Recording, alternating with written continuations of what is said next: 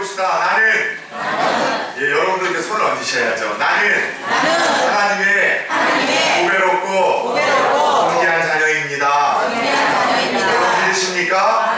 그럼 각자 한 사람 한 사람은 하나님 눈에 넣어도 아프지 않고 아까울 정도로 이 보배롭고 존귀한 자녀들이십니다. 우리 믿으시는 분들만 전후좌우로 당신도 하나님의 존귀한 자녀입니다. 하이파이브 하면서 한번 축복합시다. 시작. 당신도 하나님의 보배로운 백성입니다.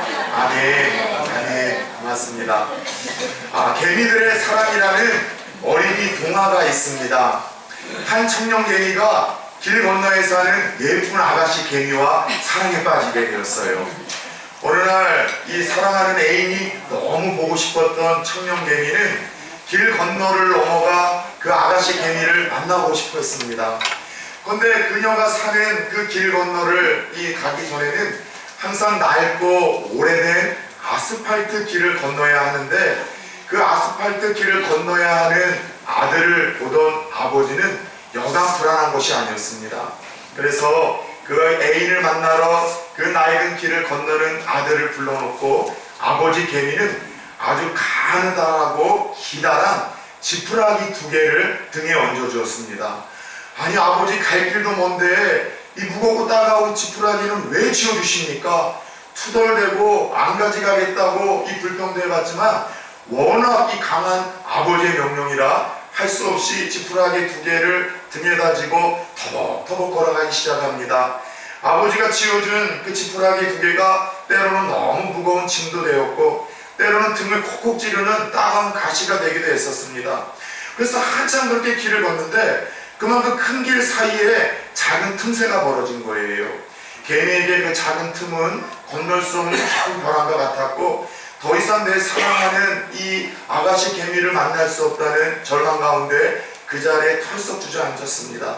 그러자 등에 지고 있었던 이 가느다란 2개의 지푸라기가 스르르 풀리더니만 그 깊고 또 넓은 절벽을 이어주는 벼랑을 이어주는 튼튼한 다리가 되어져서 이 개미 청년은 그토록 그립고 보고 싶어하던 아가씨 개미를 만나게 되었다고 합니다.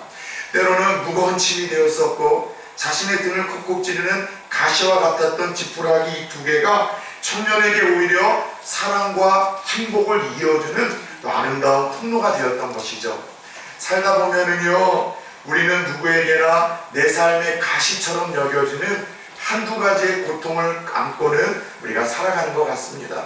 가시처럼 여겨지는 그 고통이 때로는 내 가족일 수도 있고 내 자녀일 수도 있고 내게 찾아온 질병이나 건강일 수도 있고 가난이나 또 이해할 수 없는 고난과 환경일 수도 있겠다는 것이죠. 솔직히 가시처럼 여겨지는 삶을 환영할 수 있는 사람은 그 누구도 없을 거예요. 그럼에도 불구하고 우리가 부인하지 못하는 중요한 진리 하나가 있다면 때로 우리에게 주어지는 가시 같은 삶을 환영할 수 없지만 그런 삶을 우리가 어떻게 반응하고 받아들이냐에 따라 때로는 가시 같은 삶은 내게 성숙과 어떤 성공을 안겨주는 뜻밖의 기회가 된다는 것, 우리가 이거만큼은 부인할 수가 없는 것 같습니다. 흥미로운 것은 오늘 우리가 함께 읽었었던 본문에서도요 자신의 삶을 너무나 고통스럽게 찌르던 그 가시가 오히려 자신에게 큰 은혜와 축복이 되었다고 고백하던 한 사람을 만나보게 됩니다. 그 사람의 이름은 사도 바울이에요. 하나님으로부터 누구도 경험할 수 없었던 많은 은혜와 많은 체험과 많은 사랑을 받았었던 그런 하나님의 사람이었었지만 그런 자신의 삶에도 일평생 뽑아낼 수 없어 자신의 삶을 콕콕 찔러 너무나 고통스럽게 했었던 삶의 가시, 육체의 가시가 있었다라고 오늘 우리가 함께 읽었었던 본문 7절에서 그는 고백을 합니다. 특별히 하나님의 큰 사랑을 받고 큰 능력을 체험했던 사도 바울을 평생 동안 괴롭혔던 그 가시가 무엇일까? 많은 학자들이 고민했었을 때 아마도 사도 바울이 복음을 증거하려고 할 때마다 쫓아다니면서 조롱을 하고 핍박을 하고 또 그리고 힘들게 했었던 유대인들의 무리였었다라고 말하는 학자들도 있고 아니면 말 그대로 그의 몸에 지고 있었던 어떤 육체적인 질병인데 어떤 분들은 간질의 병이 있었다고도 하고 또 어떤 분들은 그에게 편두통이 있었다고도 하고, 또 어떤 분들은 그가 예수님 믿는 사람들을 잡아 죽이러 가다가 다메섹이라는 그 길가에서 빛으로 찾아오신 예수님을 만나고 변화된 것 아니겠습니까? 그래서 빛으로 오신 그 강력한 주님을 만날 때 그 눈이 실명을 했었던 그때를 돌이키면서 아마 평생 그 앞을 보지 못하는 어떤 눈병이 그의 육체의 가시요 그의 고통이었다라고 추측을 하기도 합니다. 중요한 것은 평생에 걸쳐서 하나님을 의지하고 하나님의 사랑을 받았던 그를 고통스럽게 했던 가시가 무엇이든지 가운데 그 가시는 아마도 그에게 정말 떨쳐낼 수 없고, 그리고 여러분들 남들 보기에는 멀쩡한데 계속해서 그의 삶을 움츠러들게 만들고 기쁨을 빼앗는 고질적인 장기적인 고통과 문제였다는 것만큼은 분명하다는 것이에요. 그런데 참 흥미로운 것은 사역을 하다 보면은 의외로 이런 경우들이 참 많습니다. 겉보기에는 아무런 문제가 없는데 정작 본인은 그 보이지도 않는 어떤 그 아픔 하나 때문에 모든 신경이 다 그쪽으로 쏘이고 기쁨이 없고 평안함이 없고 늘 고질적으로 아파하는 그 가시가 여러분들 저마다 성도들의 삶에도 하나씩은 다 박혀 있다는 것을 목회를 하다 보면은 종종 발견을 하더라는 거예요.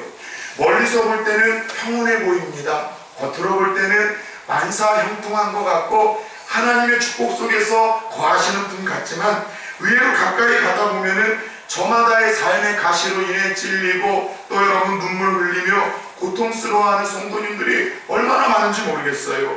때로는 내게 갑자기 찾아온 질병으로 인해서 혹은 내가 날 때부터 지고 태어난 그 몸의 질병으로 인해서 육체에 그 가시가 있는 분들도 있고, 가난이나 사업의 실패로 말미암은 환경의 가시 때문에 눈물 흘리시는 분들도 있고, 그 자녀들이나 남편의 여러분 그 상처 주는 것 때문에 그 가족을 인한 가시를 안고 있는 분도 있고, 혹은 어떠한 상처나 또 남에게 표현하지 못하는 그 우울함 때문에 마음의 가시든 저마다의 가시를 안고 끌어안는 분들이, 여러분 신음하는 분들이 오늘날 교회 안에도 참 많더라는 거예요. 그렇다면 이 자리에 앉아있는 여러분들에게 묻고 싶습니다. 사람은 저마다 환영할 수 없고 남들 보기에는 보이지 않지만 저마다 자신을 괴롭히고 눈물 흘리게 만드는 이런 삶의 가시는 다 한두 가지씩 안고 또 여러분 품고 살아가는데, 요즘 여러분이 품고 있고 여러분의 삶을 콕콕질러 기쁨을 빼앗고 여러분의 삶을 움츠리게 만드는 여러분의 가시는 무엇인지 저는 좀 묻고 싶어요. 중요한 것은 살면서 이런 가시를 우리가 여러분들 뽑아내기는 쉽지 않습니다. 왜요? 누구보다도 하나님의 사랑에, 누구보다도 하나님의 은혜에 심취가 되어 있었고 하나님의 큰 능력을 발휘하던 사도 바울에게도 일평생 떨쳐낼 수 없는 이런 가시가 있었다면 평범한 삶을 살아가는 우리들에게도 이런 가시는 얼마든지 있을 수 있다는 거예요. 중요한 것은 오늘 저는 사도 바울을 통해 우리의 삶의 때때로 찾아오는 이 고통스러운 가시들을 예수 믿는 사람들은 어떻게 대처하고 반응해야 될지 그 지혜를 배우고자 합니다.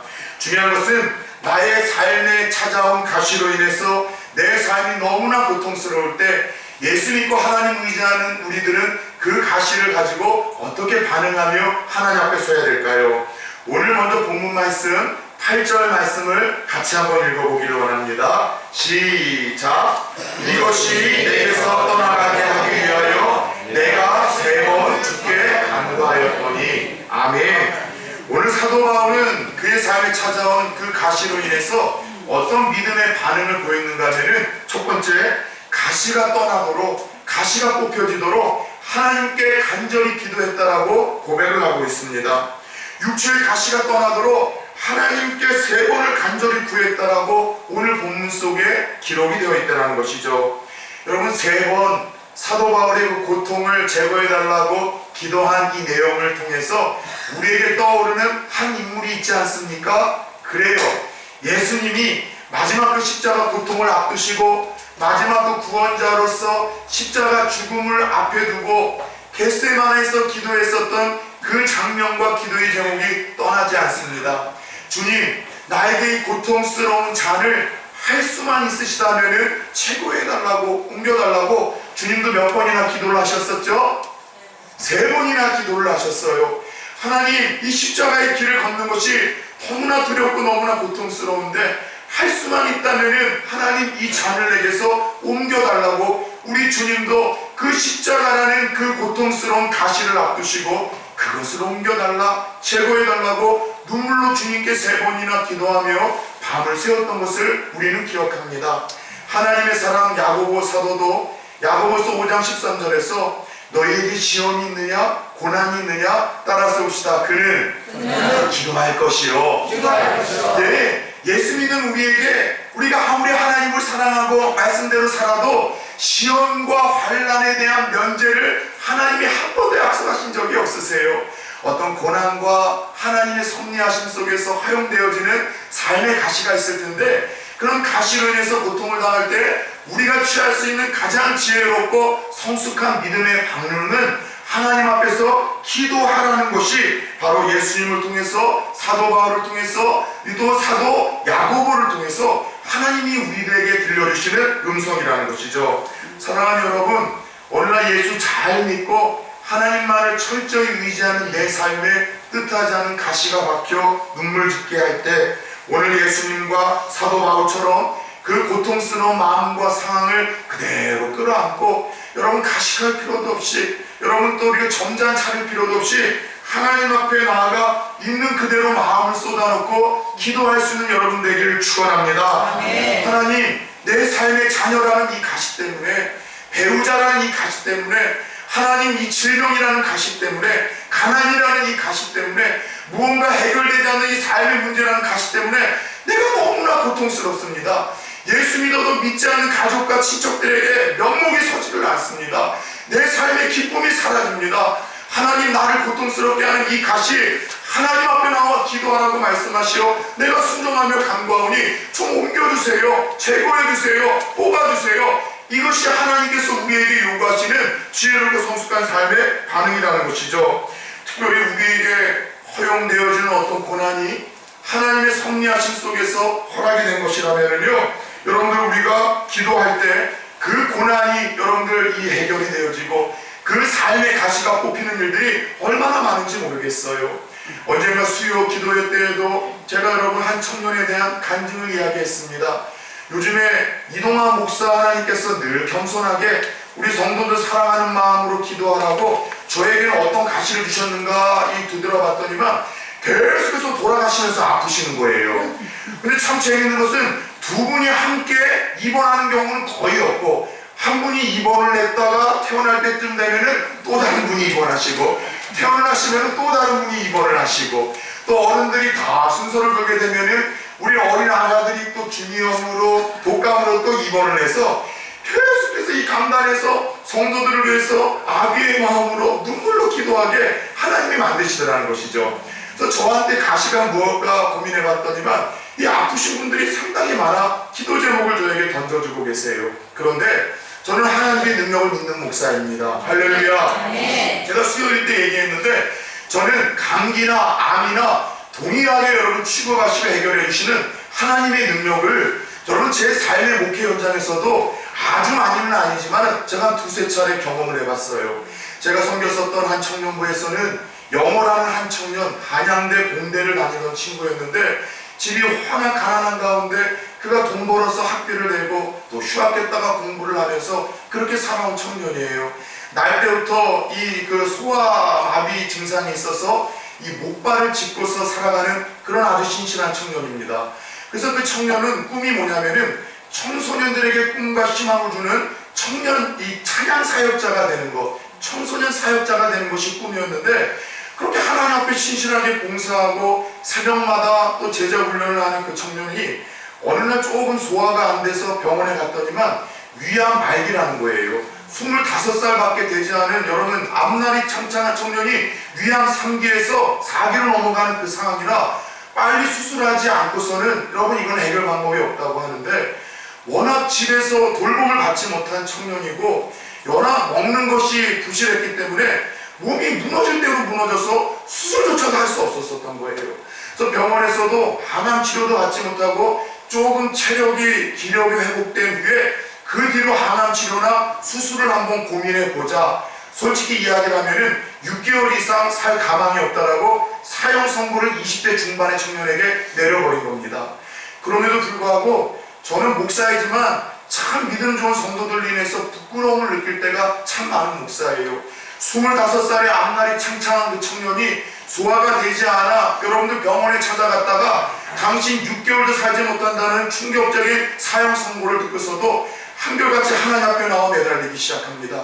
철학 때마다 기도하기 시작하고 새벽마다 나와 제자훈련을 하고 난 뒤에는 함께 청년들이 손잡고 기도하고 항상 예배가 끝난 다음에는 목발을 짚고 불편한 모습으로 사무실을 꼭 찾아와요. 목사님 한 번만 안고 기도해 주세요.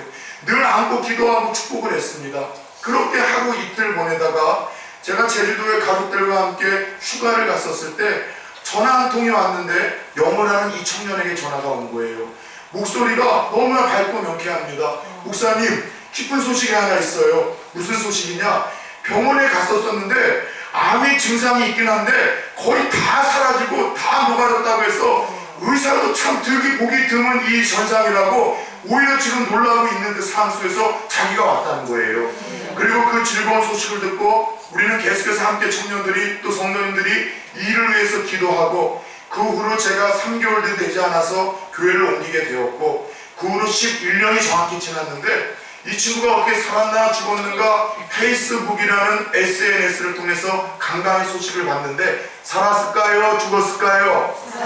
예, 죽었다라면 여러분 제가 간증을 하지 않겠죠? 지금 살아서 하나님 앞에서 그가 여러분 꿈꾸던 그 청소년 찬양 사역자로 활동하고 있는 그 장면들이 내용들이 SNS를 통해서 저에게 올려주는 걸 보면서 아 하나님은 살아계시다.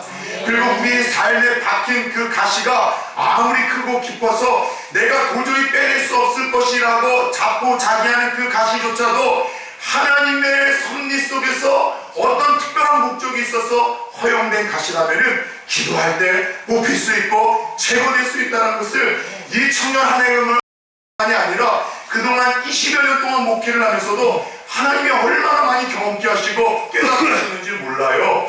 그래서 앞에서 있는 이동화 목사는 여러 번 이야기했잖아요. 단순하게 믿고 단순하게 하나님을 섬기고 싶어요. 하나님은 약속대로 믿고 약속대로 기도하고 약속대로 기대하는 자에게 약속대로 이루시고 성취하시는 살아계신 분이심을 믿으시기를 축원합니다.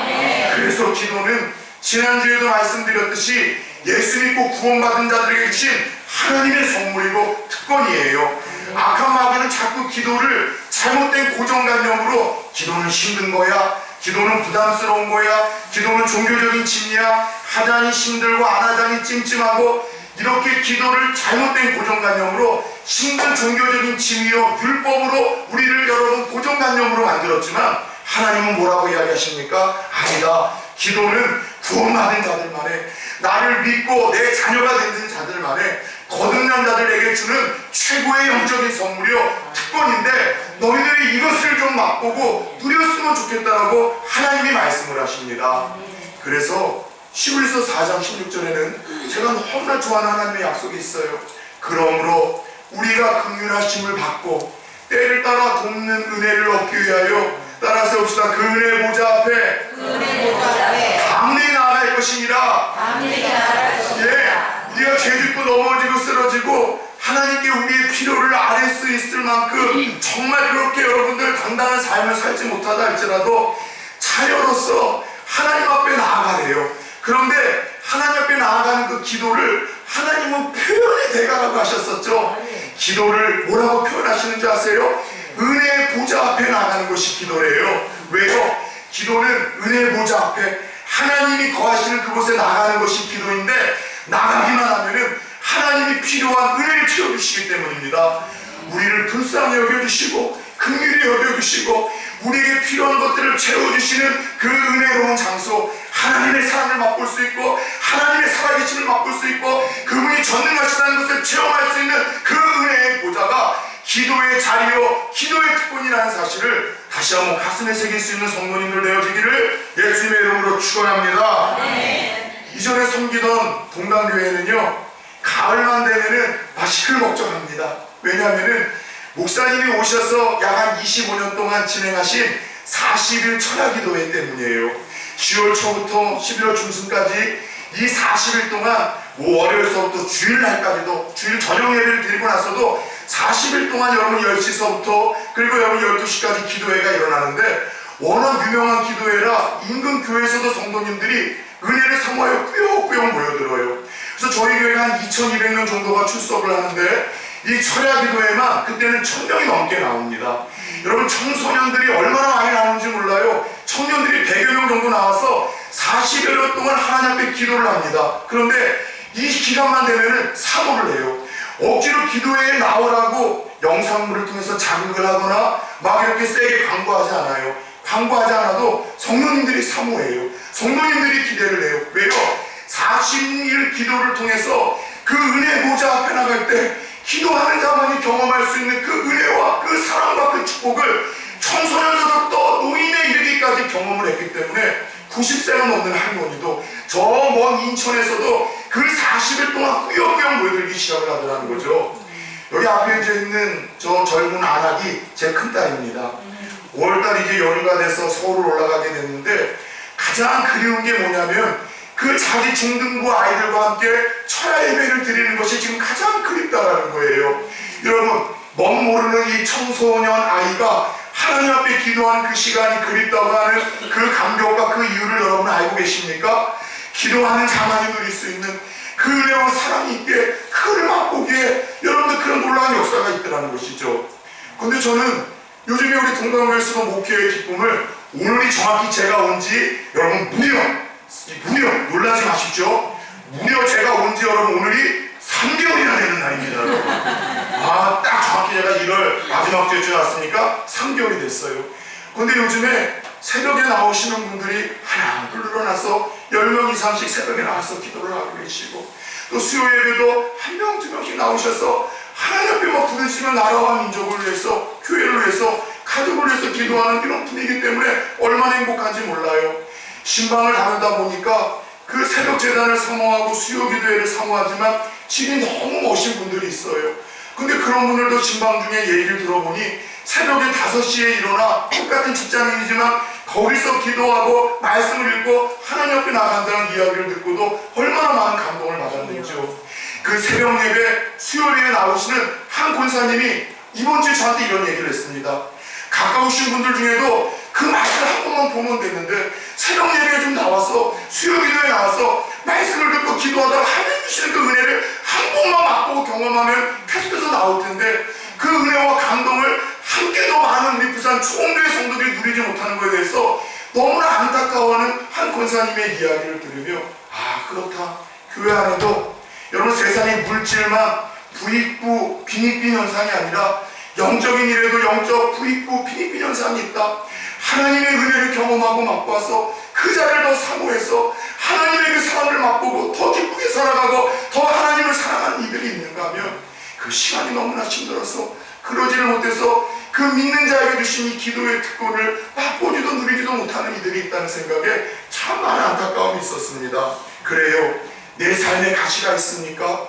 그것은 여러분 우리에게 저주만이 아니라 오히려 하나님 앞에 기도할 수 있는 거리가 되어져서 그분의 사랑과 그분의 살아계심과 그분의 위대하심을 경험할 수 있는 뜻밖의 기회와 축복의 통로가 될 수 있음을 기억할 수 있기를 축원합니다. 그런데 문제가 있어요. 우리가 하나님을 이처럼 신뢰하며 믿음으로 기도했는데 해결되지 않는 여러분 고난들이 있을까요? 없을까요? 있어요. 내 삶을 찌르는 가시가 너무나 고통스러워서 오늘 주님께서 일러주신 방법대로 사도 바울이 가르쳐주신 방법대로 하나님께 나아가 3번이나 간절히 기도하지만 여전히 뽑히지 않고 나를 계속해서 고통스럽게 하는 가시가 우리에게 여전히 있을 수 있다는 것이에요. 놀라운 것은 사도 바울의 경우가 그랬습니다. 사도 바울은 3번씩이나 진지하게 기도를 했지만 이 찌르는 육체의 가시를 하나님께서는 뽑아달라고 기도했지만 뽑아주지 않으셨어요. 사도 바울이 3번 기도했다는 것은 여러분 우리처럼 수요 예배 한 3번 나와서 잠깐 기도했다는 이런 식으로 착각하시면 안 됩니다. 시골이 여러분 표현으로 그들이 한 번 기도했다고 자랑하는 것은 40일 금식을 했다는 거예요. 이 말로 해석을 한다면은 3번 기도했다는 것은 그 육체의 질병, 육체의 고통스러운 가시를 뽑아달라고 몇 번이나 금식을 했다는 거예요? 40일이나 하나님께 생명을 걸고 기도할 정도로 하나님께 여러분들 간절히 매달렸다는 거예요. 그러면 하나님이 응답해 주셔야 되는 것 아닙니까? 들어주셔야 되는 것 아닙니까? 3번이나 40일 금식을 하며 목숨 걸고 기도했지만 사도 바울의 가시를 뽑아내주지 않았습니다. 계속해서 그 가시가 기도하던 사도 바울을 찔렀고 그를 고통스럽게 만들었어요. 그렇다면 오늘 사도 바울은 응답되지 않는 가시의 고통 앞에서 어떻게 반응을 했을까요?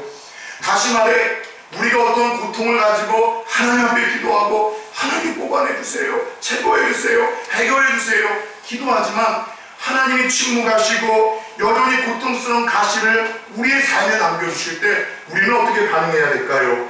두 번째, 사도 바울의 모습을 통해서 지혜를 얻고자 합니다. 따라서 봅시다. 가시를 주신 주의 뜻을 찾아야 합니다.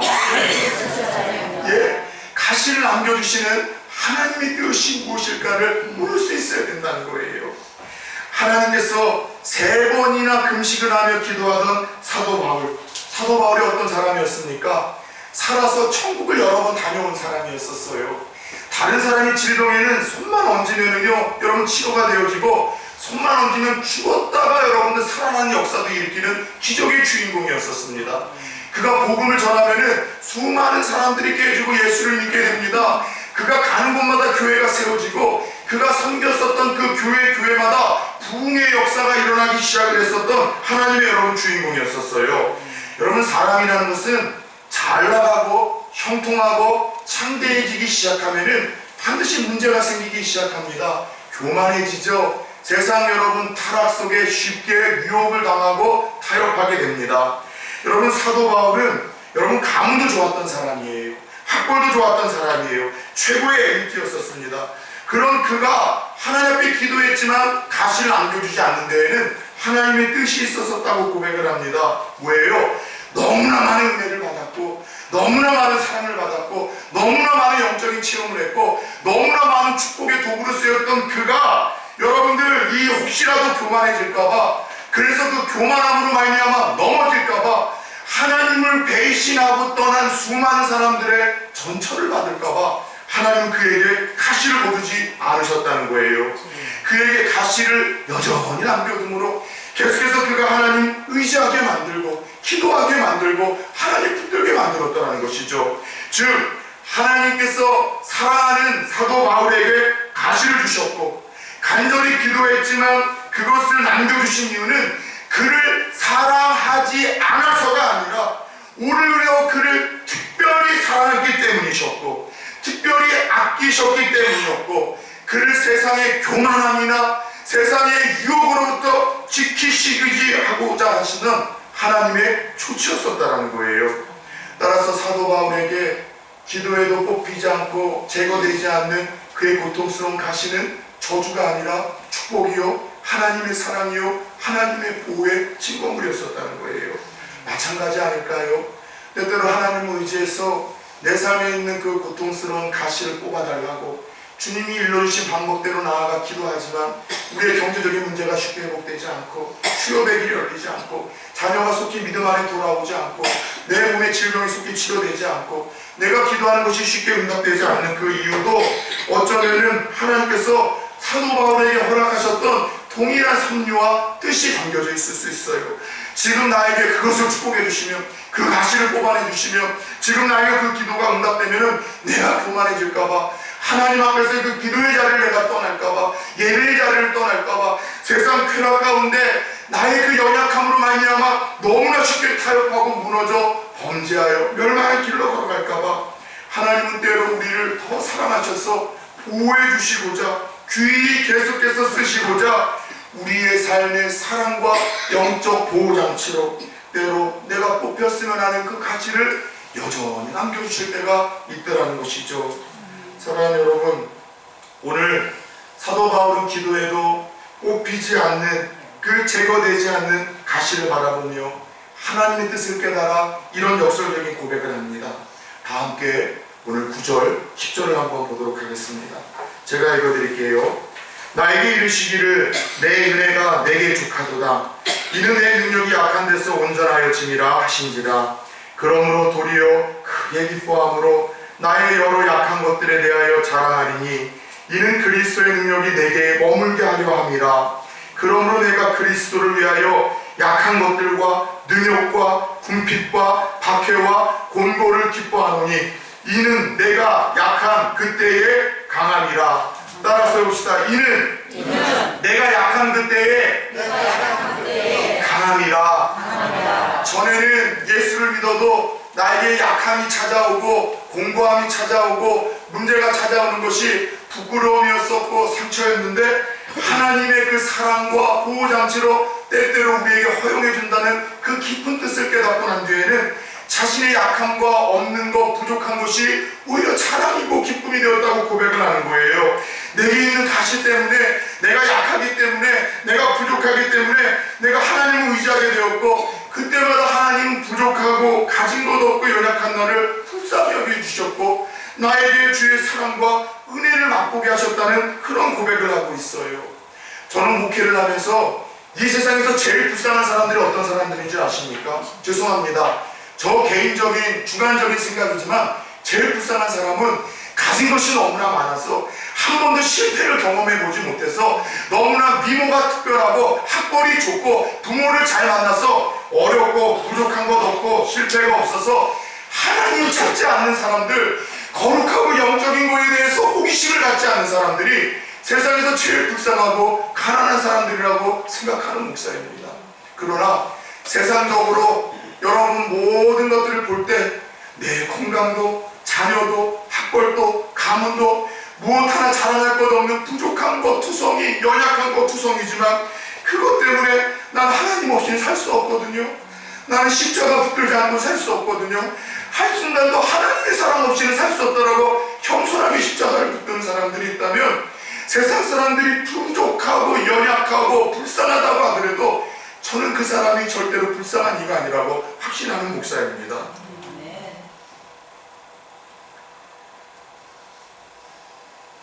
부전교회에서 제가 섬길 때였었습니다.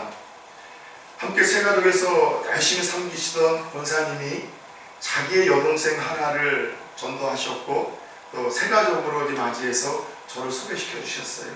새가족 담당이기도 했지만은 그분이 계시는 교구가 제가 섬기는 그 당시 5교구였었습니다. 알고 봤더니만 이분이 췌장암 말기가 되어졌어요. 그래서 그 상황 속에서 옛날에 믿던 그 하나님, 그리고 건강했을 때 잘 나갔을 때는 그 언니가 다시 붙들자고 했었던 그 하나님 믿지 않다가 그 여러분 인생의 이제 벼랑 끝에서 그 여러분들 췌장암을 통해서 하나님 앞에 나온 거예요. 그리고 기도받고 서울로 올라가서 항암 치료를 받기로, 그리고 함께 기도하고 축복을 했습니다. 그리고 이렇게 한 몇 개월 7차까지 항암을 다 마치고 서울에도 한번 가서 신방을 했는데 참 기쁘고 온화한 모습으로 저희를 맞더라고요. 그리고 하나님이 치료해 주실 것이라 어떤 확신과 기대감도 새가족이다 보니까는 목사인 저보다도 더 크고 또 풍성하더라고요. 항암 치료를 잘 받고 또 잘 받고 내려왔다는 소식을 들었는데 그 남편이 술을 먹고서 손찌검을 해서 여러분 잘못해가지고서 다리가 또 골절이 돼버린 거예요. 그래서 병원에 입원했는데 그 안타까운 이야기를 누구에게도 하지 못하고 그 언니 권사님이 저에게만 이야기를 해서 신방 한번 해달라고. 그래서 병원을 가는데 그런 목사가 참 불편한 신방들이 있습니다. 왜냐하면은 무엇 어떻게 위로할 수 없는 상황에 처해 있는 성도들이 있어요. 그와 같은 경우이죠.